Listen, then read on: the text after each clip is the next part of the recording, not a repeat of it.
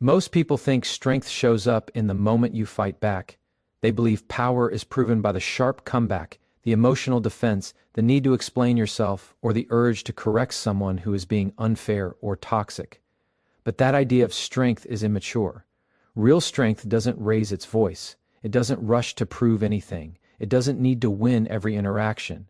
Strength is revealed in control, especially emotional control. Toxic people operate on a very predictable psychological pattern. They provoke, criticize, manipulate, or disrespect because they are looking for a reaction. Your reaction is not a side effect of their behavior, it is the goal. When you react emotionally, you give them exactly what they want: attention, validation, and a sense of influence over your internal state. The moment your mood changes because of them, they feel powerful. That's why arguing with a toxic person almost always feels draining. You're not having a conversation, you're feeding a system that thrives on chaos. This is where discipline enters the picture. Not reacting doesn't mean you didn't feel something. It means you noticed the emotion and chose not to let it control your behavior. That distinction matters. Emotional suppression is unhealthy, but emotional regulation is strength. Regulation means you pause, you breathe, you recognize what's happening internally and decide, consciously, whether this moment deserves your energy. Most of the time it doesn't. Philosophically, this idea has been around for thousands of years. The Stoics taught that the only true power we have is over our own responses. You cannot control what someone says, how they behave, or what they think of you, but you can control whether their behavior dictates your inner world. When you give someone the power to disturb your peace, you hand them authority over your life. Strength is taking that authority back. Psychologically, this works because attention reinforces behavior.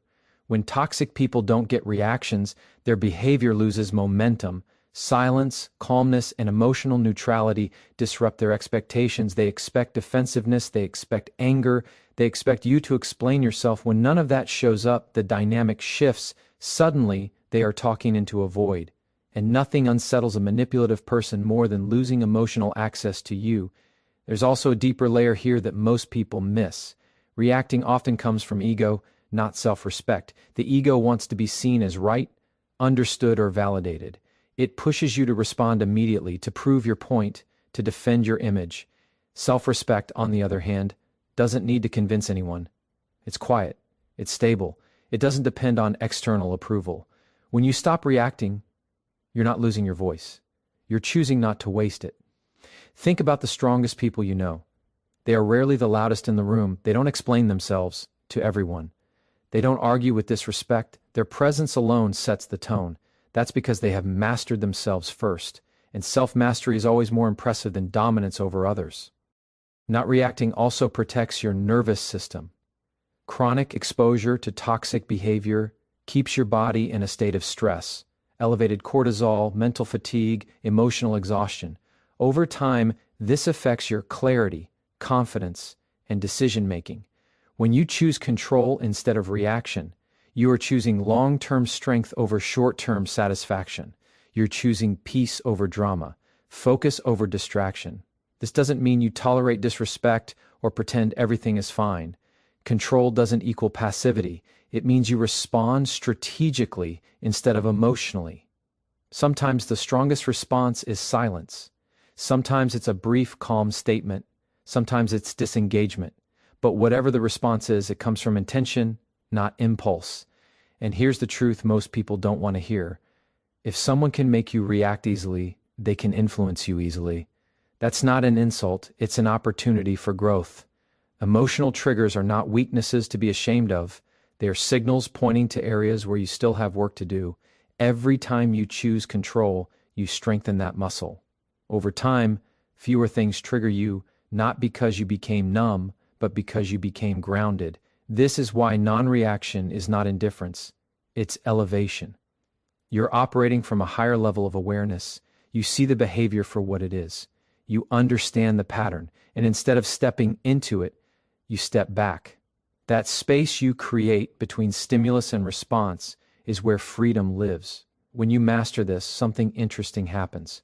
Toxic people begin to feel irrelevant. Their words lose weight. Their opinions lose impact. You stop rehearsing conversations in your head. You stop carrying emotional residue from interactions that never deserved your energy in the first place. That's when you realize strength isn't loud. It's calm, it's steady, it's controlled. So remember this, anyone can react. That requires no skill, no discipline, no awareness. But choosing control, especially when provoked, is a quiet form of power that changes everything. The moment you stop reacting is the moment you stop being controlled. Once you learn not to react, the next level of strength becomes unavoidable, deciding who gets access to you. Control protects your inner world, but boundaries protect your life. And this is where many people struggle, not because they don't understand boundaries intellectually, but because enforcing them feels uncomfortable, especially if you're empathetic, self-aware, or conditioned to keep the peace. But strength is not about being agreeable. It's about being aligned with your values, even when that alignment costs you connection. Toxic people don't respect explanations, they test limits. The more you explain your boundaries, the more material you give them to push back against. That's why the strong way forward is simple, calm, and firm. Boundaries don't require justification, they require consistency. When you set a boundary and enforce it without anger, guilt, or over-explaining, you communicate something powerful. Access to me is earned, not guaranteed. Psychologically, boundaries work because they redefine the relationship. They shift the power dynamic from emotional negotiation to personal standard. You're no longer asking to be treated well, you're deciding what you will and will not tolerate. That distinction is subtle but life-changing. People who rely on control or manipulation feel threatened by boundaries because boundaries expose their lack of power.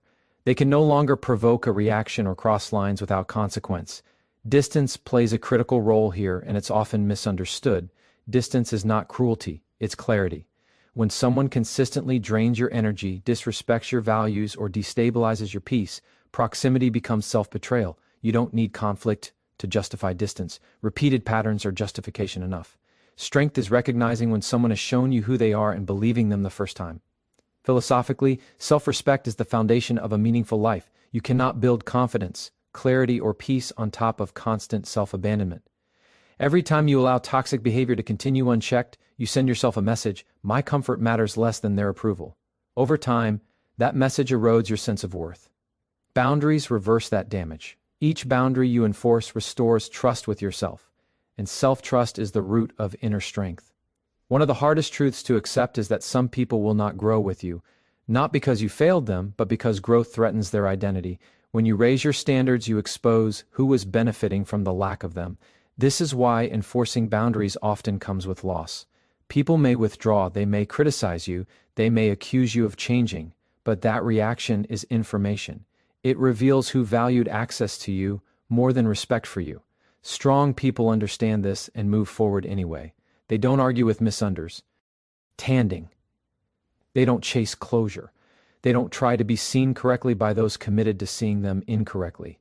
Distance becomes the answer when communication has failed. Not because you're avoiding the issue, but because you've already gathered enough evidence. There is also a quiet maturity in knowing when to walk away without burning the bridge.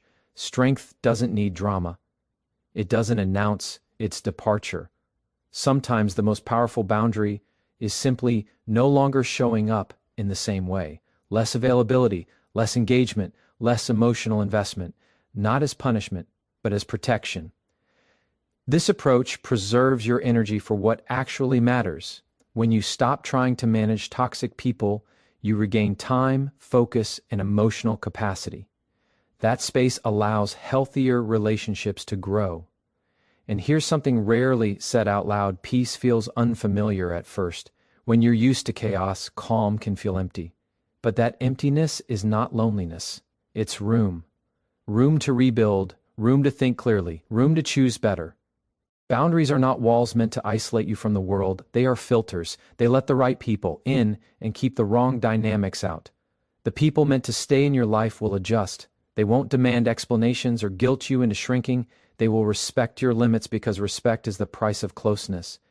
And if someone disappears when you enforce a boundary, that absence is not a loss, it's confirmation. You didn't lose connection. You lost an obligation that was costing you your peace. Strength, in the end, is not about who you confront. It's about who you no longer have to. When you choose distance, enforce boundaries, and protect your self-respect, you stop negotiating your worth.